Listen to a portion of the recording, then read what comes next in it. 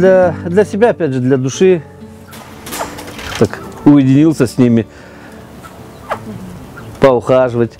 Весной вот это, когда птенцов выводишь, интересно бывает, что с яйца вылупляется что-то страшное, потом вот такое красивое с ними происходит. Утром рано обычно, все они весной обычно красиво поют все. Да, рано надо просто встать и слышать это, каждый по-своему.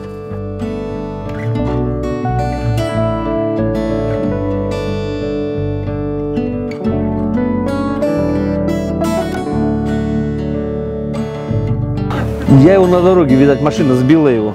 Я его на дороге подобрал. Ну вот, вылечил. Живет уже 3-й год у меня.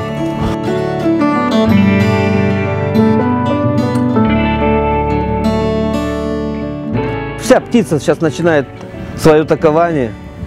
Вот. Всю красоту сейчас они весной показывают. Начинают кричать павлины, да. Вот он. Возле самочек.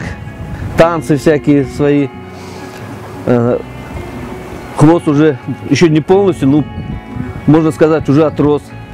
Сейчас просто ветер, а то сейчас бы он раскрылся, не раскрывается. Ну, красиво. Природа так создала, прям каждая точка, каждый глазок на хвосте на своем месте.